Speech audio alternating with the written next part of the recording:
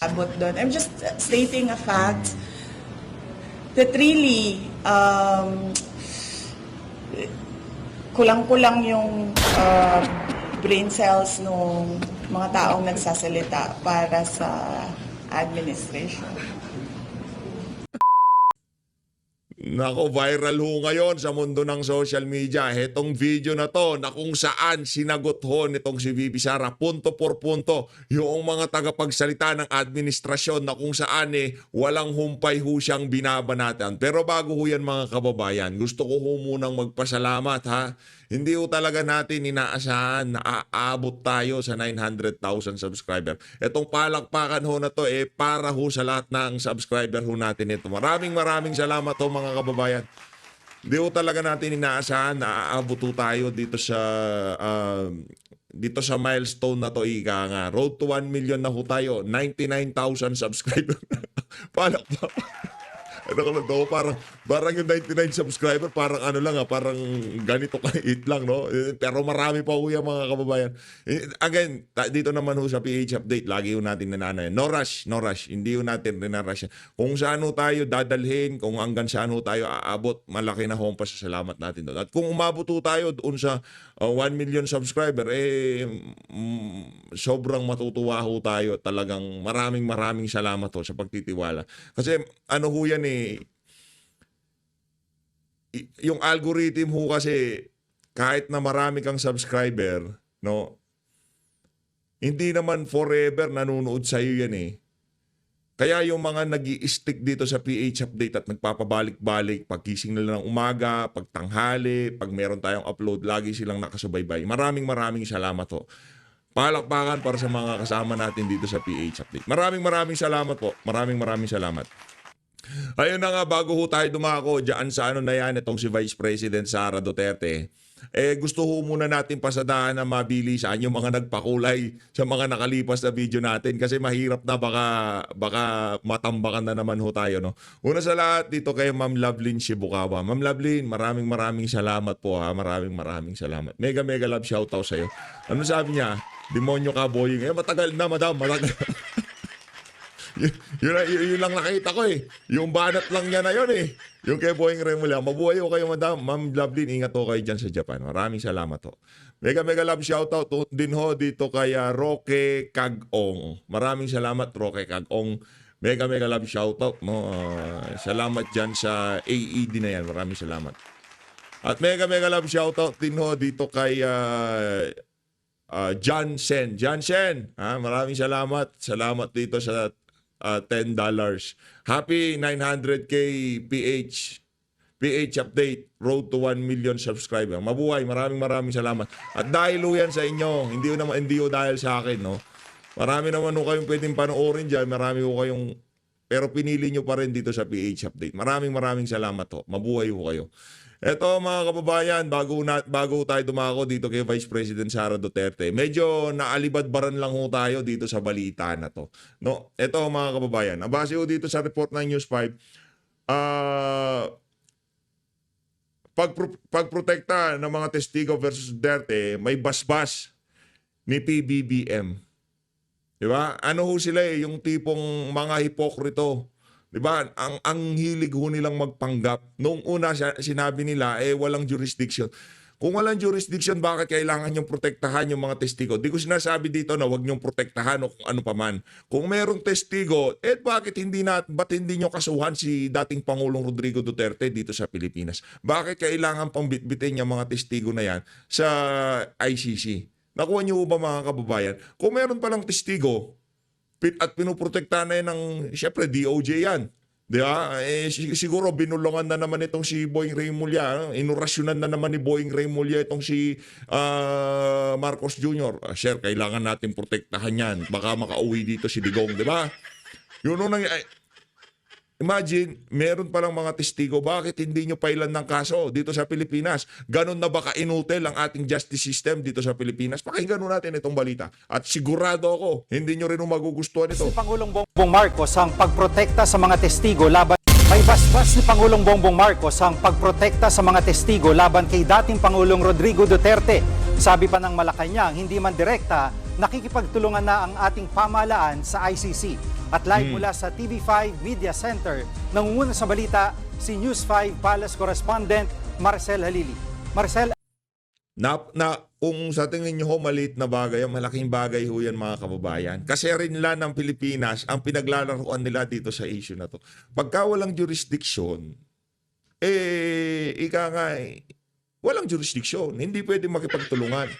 Umamin na ho mismo ang Malacanang na kung saan na nakikipag-ugnayan sila. Actually, hindi ko na pinapanood eh. Yung press con nitong si Auntie Claire. Kasi una sa lahat, wala naman tayong matututunan. Puro kasinungalingan. Puro pagbira dito kay Vice President Sara Duterte. Di ba?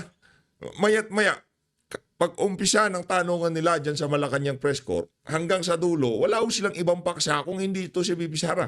Uumpisahan nila sa propaganda. Yung mga accomplishment ko noon itong si Marcos Jr. na hindi na marandam na sambayanan. Di ba? Panibagong kasinungalingan na naman. Tapos, papaandaran ho tayo ng tanungan portion na kung saan yung mga tanong, nanggagaling din sa kanila. Noong una sinabi nila, walang jurisdiction ang ICC, ba't tayo magtutulungan dyan sa interim release na yan? Sa kabila ng pagpuprovide ng pamahalaan ng eroplano para mailipad doon si dating Pangulong Rodrigo Duterte. Talagang ano lang ho ito. Kumbaga, itong si Boying inuurasyon na niya, itong si Marcos Jr. Hindi naman lahat maiisip ni Bangag yan. Hindi lahat kayang gawin ni Bangag yan. Di ba? Bangag nga hindi nga nag-iisip yan. Kasi puro uod na utak niyan. Puro pulbus na utak niyan sa kakasingot niya ng pulburon. Di ba? Wala na utak si Marcos Jr. Ang bumubulong na lang sa kanya, umuorasyon sa kanya, alam niyo kung sino? Si Boying Remulla. At ang magbebenepisyo kung sakaling makulong si dating Pangulong Rodrigo Duterte o matanggal sa pwesto si Vice President Sara Duterte, hindi naman ho mga Marcos, mga Remulla. Maniwala ho kayo sa akin mga kababayan. Bakit? Pagka naupo si BP Sara bilang presidente, sino unang tatrabahuin ng mga yan? Sinong unang matatrabaho? Sinong unang sisilipin na trabaho at makikita ang mga kapalpakan? Sigurado ho tayo dito, 100% DOJ. Marami kong kabalbalan na ginagawa ang Department of Justice ngayong mga panahon na to. Kaya talagang has tuloy. As much as possible, hindi makauwi sa Pilipinas itong si dating Pangulong Rodrigo Duterte. Yun mga kababayan. Kung gusto nilang meron na mangyari kay Tatay Digong doon, di ba? Nakakalungkot ba nung isipin? Parang yun talaga atang endgame nila na hindi na nila pauwiin dito si dating Pangulong Rodrigo Duterte ng, di ba? May enerhiya, ika nga. Hindi na makakapagsalita. O kung sakaling mangyari yon, at lagi ko sinasabi dito, ang tadhana merong plano. At kung ano man ang plano ng tadhana, base sa aking nanonostra, sa aking nakikita, paborable ho lahat yun kay VP Sara. Tuloy ko natin. ano pa ang sinabi ng palasyo kaugnay ng mga testigo laban kay dating Pangulong Duterte?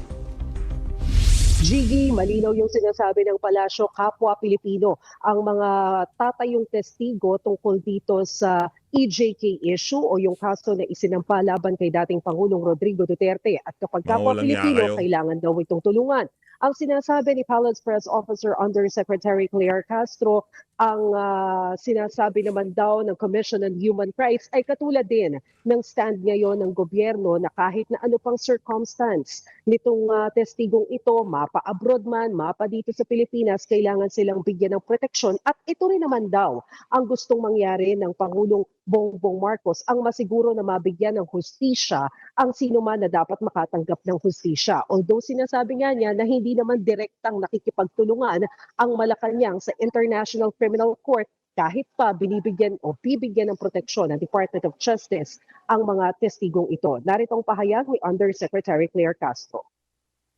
It can be said that it is indirectly cooperating with the ICC, but the primary intention of the government is to help the victims. And Madam, indirectly, directly, the time na nagbigay kayo o tumulong kayo dyan, nakikipag-cooperate kayo. Ganun ho yan. Pwede naman, hindi, wala kaming pakialam dyan. Mga pribado yan. Kung gusto nila magpunta sa ICC, nasa kanila yan. Pwede nyo naman itago kasi inuna mo mga kadaldalan mo. Inuna mo pagiging, meron tawag si VP Sara dito sa alin na to. Inuna niya yung pagiging, ano niya, 80-80 niya. Oh, pwede mo naman itanggi. No, hindi namin gagawin yun. Eh, kaso naluto na nitong si Bonjing. Di ba? Sinabi niya, ililipad namin. Pinangangalandakan talaga. Ililipad namin. Kami dito, protektado namin.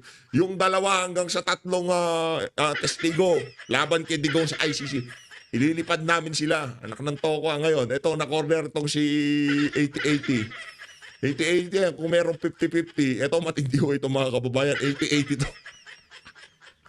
Diba pagka sa hospital, 80-80 na yun, hanap, iiling na yung doktor. Ano, ako 80-80 na tayo. O kaso ito, matindi mga kababayan. Ay, 50-50, di ba? Iiling yung doktor ng gaya. Ay, ano, 50-50 na to. Pero itong si Auntie Claire, mas malala ko itong mga kababayan. Pagka yung doktor sinabi niya na 80-80 yan, ano ko. Diretso yan, sa bataan, maribeli. Ano kaya ka, Auntie Claire? Pwede niyong itanggihan. Eh, kasi sinunugo sila nitong si Bonjing. Protektado namin, ililipad namin. Government money, yung buwis ng sambayanan, ang pinangpoprotekta namin. Mga sinto-sinto talaga, lalakas ng mga tama. And the witnesses of the victims to get the justice they need. Okay. At Maricel, may komento na ba ang palasyo sa pagtanggi ng gobyerno ng Australia na kupkupin ang dating Pangulo sakaling mapagbigyan ng ICC ang kanyang interim release? Ayan, mamaya pag-usapan ho natin yan. Isa na naman tumataginting na fake news yan galing sa media. Wala akong request na doon tutuloy si Tatay Digong. Galing na ho mismo kay VP Sara. Pinapaandaran lang kayo. Pinapaandaran lang kayo. Kumagat naman kayo. Wala akong request ng interim release o host ng Australia si Tatay Digong. Wala akong ganong request. Okay? Maliwanag pa ho yun sa sikat ng araw. Grabe. Ganyan naman ho talaga mga kababayan. Talagang sinusubukan ho nilang habulin, pigilin, lahat ng pwedeng mapipigilan, lahat ng pwedeng malalapitan para hindi lamang makalaya itong si Tatay Digong. Sobrang nababasag ho yung puso natin pag nare-realize natin na pagkatapos ng lahat ng binigay na yun ni Tatay Digong, yung dugot pawis niya para maprotektahan ng ating mga kabataan. Ito yung susukli ng mga walang yung Pilipino. Binenta ho talaga Binenta ho para ho itong panahon nitong si Jose Rizal, no? Parang panahon ng ayaw ko ikumpara doon sa panahon ng Panginoong Jesucristo kasi iba yun Yun na lang ho sa mga bayani natin kung paano pinagkaluno ng kapwa nila Pilipino sa mga Amerikano, sa mga Espanyol, di ba? Mga yan ho talagang literal na mga traidor sa bayan, yung mga nagpakulong kay dating Pangulong Rodrigo Duterte. Diyan sa The Hague, Netherlands. Sila ho yung mga Judas na nagpapanggap na akala mo talagang mga santo Guys, si Father Fabi, naalala ko na naman Jiggy, sa ngayon wala pang ibinibigay na komento ang Malacanang tungkol din sa sinasabi na pagtanggi ng pamahalaan ng Australia na tanggapin si dating Pangulong Rodrigo Duterte. Although matatandaan natin na nitong mga nakalipas na araw ay tinatanong din ng Malacanang Palace si Vice President Sara Duterte kung ano bang naging layunin niya sa pagbisita dyan sa Melbourne. Kung personal ba ito o pang-official daw na function ang ginawa dyan ni VP Sara, because if it's official function, obligasyon daw ni VP Sara na magpaliwanag sa taong bayan kung ano yung kanyang mga accomplishments. Maliban dyan, wala nang idinagdag na pahayag pa ang Malacanang sa ngayon. Jiggy? Anong reaksyon ng Malacanang sa payag ni VP Sara na hindi siya pro-China at wala siyang kinikilingan na kahit anong bansa? Alam mo, ang sagot dyan, Jiggy, ni Undersecretary Claire Castro, ang sigurado raw siya si Pangulong Bongbong Marcos pro-Philippines. At kapag daw pro-Philippines, hindi pro-Philippines. Kung pro-Philippines si Marcos Jr., pinakasimpleng paliwanag, pinaka-ebidensya na hindi pro-Philippines si Marcos Jr. Una sa lahat, hindi siya magdaragdag ng mga bagong EDCA site sa Pilipinas. Dahil yung mga EDCA site na yon hindi para sa interest na sambay ng Pilipino. Yung purpose ng mga EDCA site na yon hindi para sa sambay ng Pilipino. Kaya doon pa lang sa pagtatayo, pagdadagdag dito kay Ed Caboy, dito kay Giboy Chudoro. Lahat may bumubulong pagdating sa justice, pagdating sa EDCA, si Boy EDCA, si Giboy Chudoro. kung talagang pro-Philippines ka, hindi ka maglalagay noon. Kasi wala naman tayong kalaban na bansa. Nakita nyo ho ba yung mga nangyari sa gitnang silangan? Yun ho, sana wag mangyari sa atin yon. Nakita nyo yung nangyari sa Qatar, yung ginawa ng Iran sa Qatar. Nakita nyo, hindi sila kasali doon. Pero dahil meron mga base militar ang Amerika doon sa Qatar, anong ginawa ng kalaban ng Israel, Iran? Pinaliparan din ho nila. Binanatan din ho nila. Hindi nila kalaban yon, kakampi nila yon. Ano rin yun, kumbaga yung mga Muslim, Arab, magkakasama yan eh. Di ba? Kakampi nila, kumbaga magkakamag-anak yung mga yan. Diyan sa gitnang silangan. Hindi nila kalaban ng Qatar, pero binanatan nila. Kasi dahil dun sa kaisa-isang dahilan na merong base militar doon ang Amerika. Sa Pilipinas, napakarami ho natin doon. Ngayon, ang tanong doon sa nitong si Jiggy, kay Maricel, na pro-Philippines ba? Itong si yung sagot. Kaysa sabi daw ni Claire Castro, ang sigurado pro-Philippines si Marcos Jr. Kasi nungalingan, kung pro-Philippines ka, di ka maglalagay, di ka magdaragdag ng mga bagong EDCA site sa Pilipinas. Dahil pagka nagkagipitan, yaan ang tatargetin ng mga kalaban ng Amerika. Yun pa lang mga kababayan, masasabi na natin siguro pro-bangag si Marcos Jr. Pero pro-Philippines, ni minsan, hindi ho nangyari yan. Malinaw din daw ang posisyon ng Administrasyong Marcos na kahit anong mangyari, wala siyang isusuko na anumang teritoryo ng Pilipinas sa kahit na anong bansa. Siguro, ngayong mga panahon na to, hindi na natin itutuloy yan. Kasi kung si Claire Castro rin lamang ang magsasalita, puro kabalbalan yan. No? Hindi ho tayo dyan. Hindi naman siya mabubwisit tayo. Kaya yung first video natin, lang na matitrigger tayo kagad. Hindi. Pagka yan si Claire Castro, garbage in, garbage out, sabi ni BP Sara.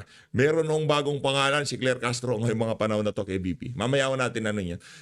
Pagdating sa pagiging pro-Philippines, wala nang naging mas pro-Philippines pa sa mga Duterte. Anong sigurado ko? Hindi ito dahil pro-Duterte ako, kung ano pa man Sa pagsubaybay natin sa politika, mula kay Gloria Macapagal Arroyo hanggang kay Panot, wala pa ho tayong nakitang naging presidente na kung saan kahit papaano nakakita tayo ng katiting o kakarampot na pagbabago sa Pilipinas at yung administrasyon na yun kay dating Pangulong Rodrigo Duterte. Hindi sapat, pero may nagawa. Hindi ko sinasabing naging langit ang buhay ng mga Pilipino panahon ni Digong. Ang sinasabi ko, nakaramdam tayo ng pagbabago. Kaya dito nakikipaglaban tayo para dito sa ali na to. Magkakulay pa kami ng damit. Madam, bata mo si PH update. Yan sinasabi ko sa iyo, madam. Bata mo ako. Ito, umpisa na natin kay Tatay Digong. Interim release in Australia because in the first place, there is no application for interim release in Australia. Claire Castro, 80-80 ka na madam. 80-80 ka na talaga. Yan ang sinasabi ko sa iyo. Pagka 50-50, iiyakan na yung pamilya ko. 50-50 na siya. Ganun di ba? Pero pagka tayong humatol dyan, 80-80 yan. Nako Maribeles siya nga abot. Kailangan niyang itapos sa Maribeles. 80-80 yan Ibig sabihin, meron ng tama yan. Kakatira ho siguro nila ng pulburon. Ang Bill Montalvo, News 5. Mike, please.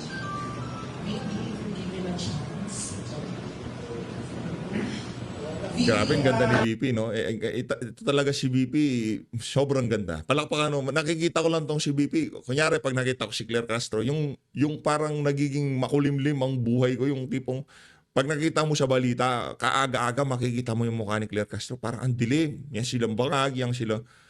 Pagka nakita ko si BP Sara, sunshine ang nakikita ko, yung tipong lumiliwanag ang buhay, di ba? Yung parang may pag-asa pag nakikita ko yung pagmumukha na yan. Yan, pagka naging presidente yan, ito sasabihin ko sa inyo mga kababayan, yan ang magiging architect ng ating foreign policy. At kung yan ang magiging architect, sigurado pro-Philippines ang mangyayari dyan. Hindi pro-China, hindi pro-America, hindi pro kung ano pa man. Pro-Filipino. Kung sakali bang kakampi ako dito sa China, interest ng Pilipino o poprotektahan ko, doon ako. Kung sakali bang kakampi ako sa Amerika, interest ng Amerika ang magiging pabor ako, hindi ako kakampi dyan. Interest niya yan eh. Oh, makikipagkaibigan ako sa China, uunlad ang ekonomiya ko, dadami yung mga turista ko, mga kababayan, wag na ho natin pagnasahan yung mga nasa Western people, ika nga. Yung mga nasa Asia na lang, yung mga Japanese, yung mga Chinese, yung mga Taiwanese, yung mga karatig bansa lang natin. Kung naging safe ang Pilipinas at naging, ika nga, kapunta-punta, yung naging attractable ba, magaling yung ano natin, yung tourism natin. Yan pa lang ho, hindi ho natin maka-accommodate yung mga yan. Sa sobrang dami niyan. Yung mga, naku, sinasabi ko sa inyo, sobrang dami yun yan. Kaso, ano lang talaga, falsifikado lang yung ano natin. Kung yan ang maging kaibigan natin, yun talaga, interest ng Pilipino ang tinutulak natin dyan. Kaso, interest nga ng mga Amerikano ang tinutulak ng administrasyon na to. Kaya lahat ng karating bansa natin, kung pwedeng awayin natin. Basta ano lang tayo, EDCA lang tayo ng EDCA. Walang nga talaga.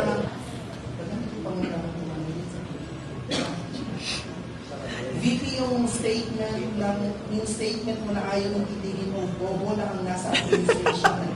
Sinabi ng palasyo na emosyonal ka daw at may pasaying pa na when emotions are high, intelligence are slow, but never speak out of anger.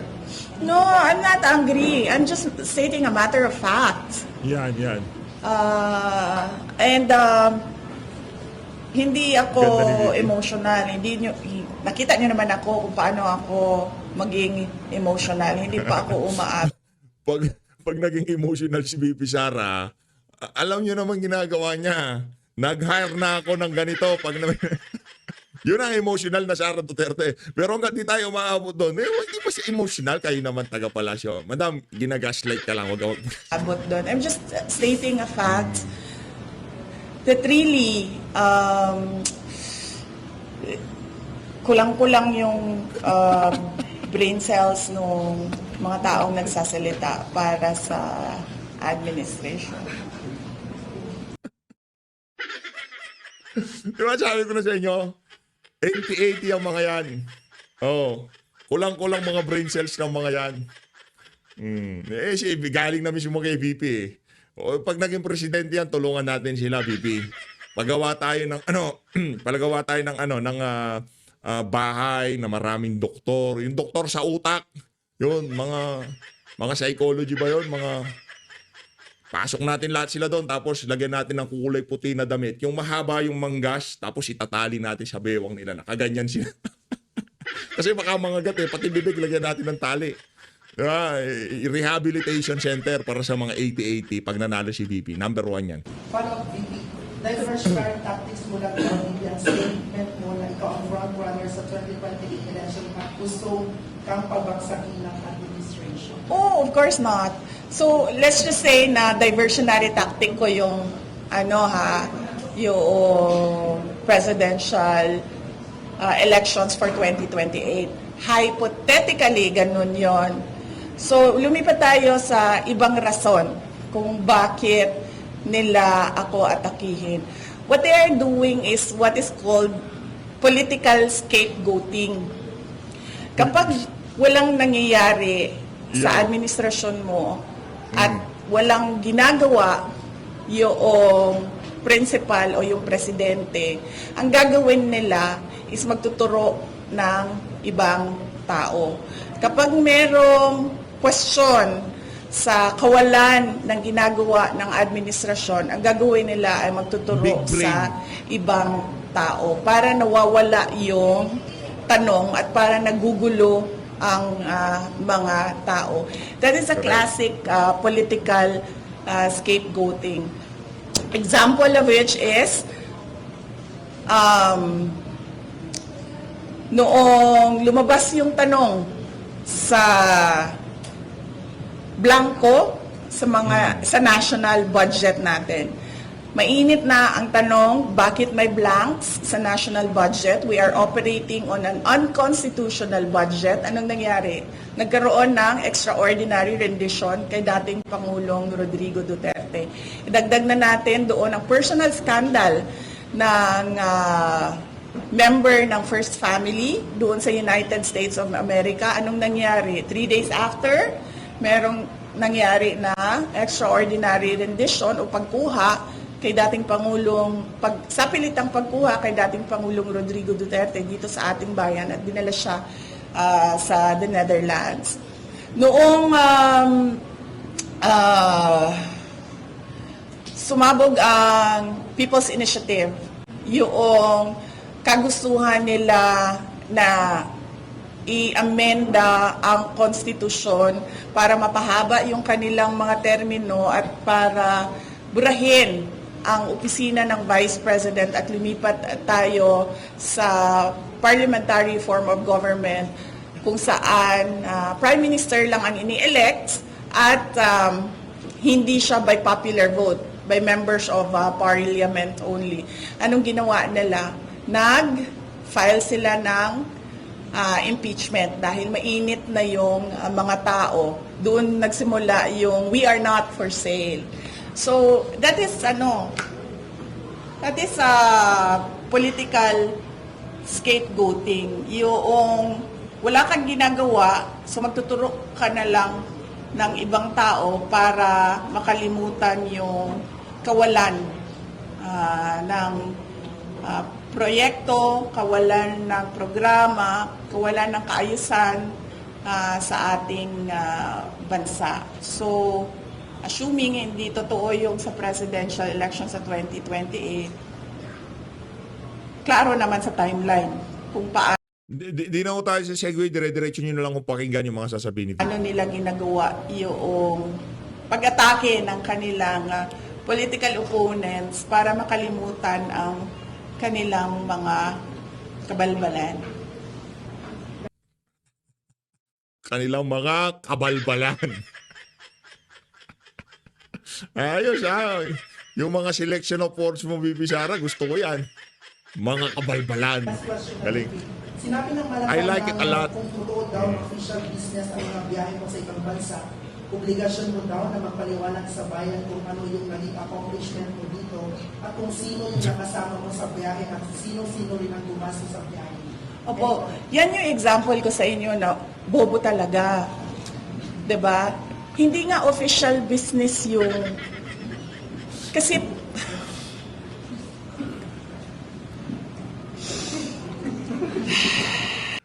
Napabuntong hininga na lang si Bibi. Yang si Claire Castro, mapapagod ka lang sa kakasagot. Walang hindi naman pwedeng di sagutin ni BP. Alam ka naman sabi niya, next question. Yung kailangan sagutin ni BP. Kaso ang sagot niya, ito na nga mga kababayan, malupit. kailangan ko pa ba mag-explain? Sige, kailangan ko mag-explain nito, no? Kasi ang kausap mo medyo mahina, diba? So, sige. Kapag gumagamit ka ng pera ng gobyerno, yan yung official business. Kapag hindi mo ginagamit yung pera ng gobyerno, mag-leave ka at yan yung personal. Okay? Kapag gumagamit ka ng pera ng gobyerno, official business yan, kailangan mong mag-report. Magsabit ng report. Kapag kapag personal siya at walang gamit ng pera ng gobyerno, hindi mo kailangan mag-report. So, ganun lang yan simple. Na kailangan ko pa i-explain. At ito po yung example ko o solid proof na ano ba ibang term ng bobo? Ano yung mga mas magandang term ng bobo? Magandang term tayo. Iba pa. Ano daw? Sa Bisaya, sa gani, ng bugo gani? Bugo. Ay. Pero sa kuan, sa Bisaya slang, unsa ang bugo? Oplok. Mas worse. Hoy, uplok, mga uplok! Wala nga yung tawag natin kay Claire Castro, uplok. Nasa bobo eh. Yung medyo maganda pakinggan pero nagsasabi ka pa rin na bobo. Ano? Off-lock na lang. Maganda yun. Slow? Hindi, off-lock. Ano mo slow? Slow kasi is, hindi siya bobo eh, slow. Oo. Siya May hina lang, nakapumika. no? Oo, Ano pa, pero ano pa yung iba? nakakapika. Bobo na lang, no? Bobo na lang. Hindi, off-lock na lang. Di ba? Yan yung example ko. Kita nyo, kailangan ko pa explain. Nakakahiya na yung ginagawa nila. I mean, sa totoo lang, as a Filipino, I am truly embarrassed with what is happening in our country, especially coming from the administration. Last two questions, VP. Yes, Ma'am Aimee, please use the mic. VP, Okay.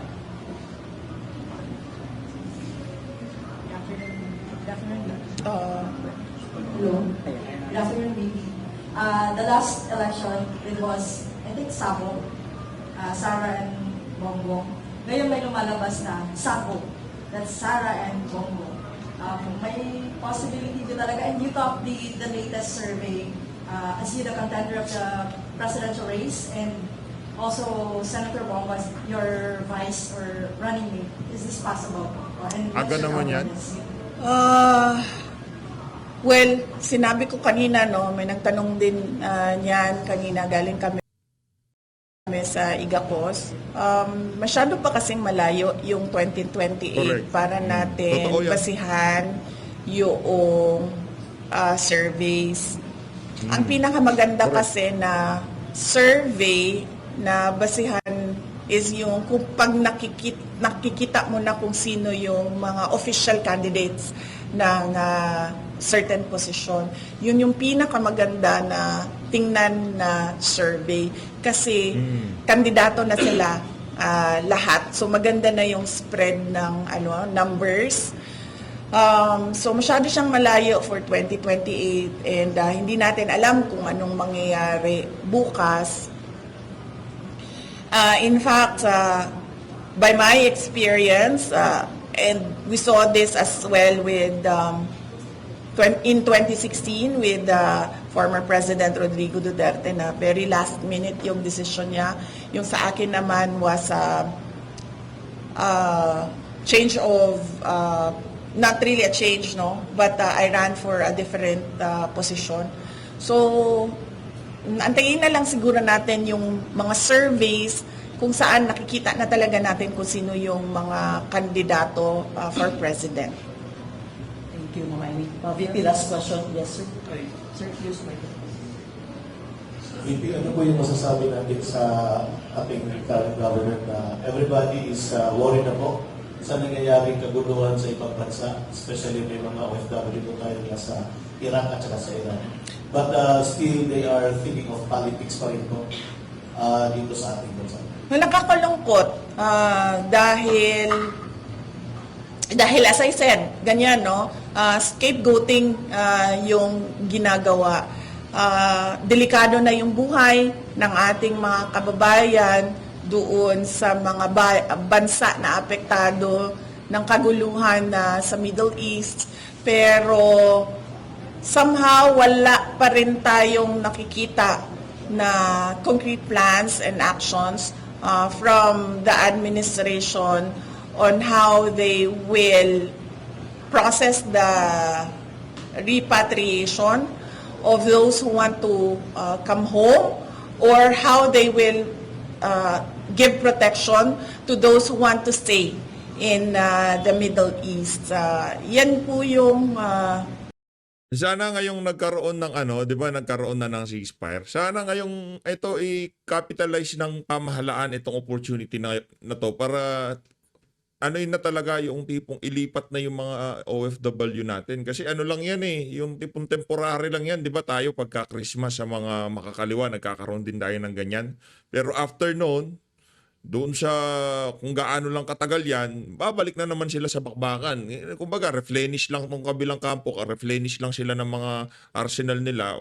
After that, balik na naman. So, para hindi nagagahulang pa sa bagay, mga ano pala tong mga to, no, mga 80-80 na tong mga to. Kaya kahit anong explanation, kahit anong rason na ibigay mo sa mga yan, di naman maiintindihan.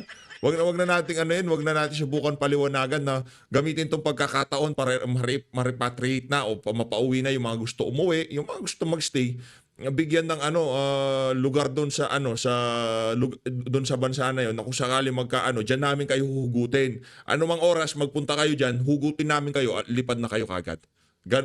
Pero parang wala ho tayong nakikita na mga ganong klaseng galawan dito sa administrasyon na to. 80-80 nga, mga uplok to. Trabaho ng gobyerno, pero hindi natin nakikita yung urgency sa mga galaw nila pagdating sa seguridad ng ating mga kababayan sa Middle East. At ang nagagawa lang nila ay binabalik nila sa impeachment yung topic, binabalik nila sa political persecution yung topic, binabalik nila sa pagbisita ko sa ating mga Filipino communities sa iba't ibang bansa. Doon lang nila dinidirect yung attention nila at hindi doon sa mga totoong problema natin. Tulad ng dati ko pang sinasabi, 2 taon na pataas ng pataas yung ng pagkain, ang basic necessities. Tumataas din yung nagugutom. Wala tayong food security plan. Plano pa siguro nila na sumali sa kaguluhan, pero wala man silang iniisip kung paano nila masecure o mapanigurado ang seguridad ng mga Pilipino. So, Correct. anong mas magandang term? Uplok. Ano ba ang English sa bobo? Sus, kunwari pa kayo wala kayong chat GPT dyan, ha? Kunwari pa kayo lahat na wala kayong chat GPT, ha? Bulayog sa Binisaya ba na siya? Stupid, no? In English. Slow. Di nga slow, umukulit nyo naman. Kayong mga slow eh. Now that there is significant impact under the Israel war sa ato ang economy. Tinuod ka? Yeah, yes.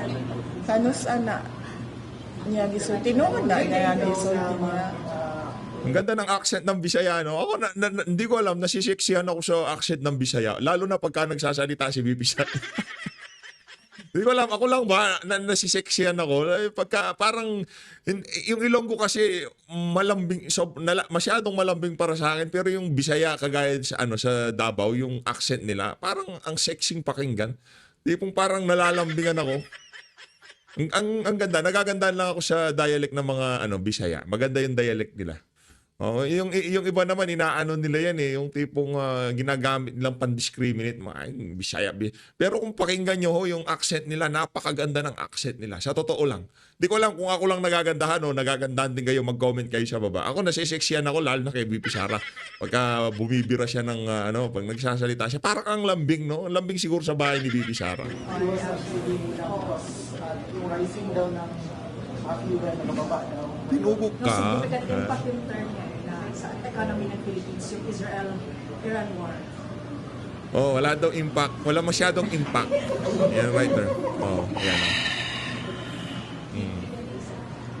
Yes. Next question, please.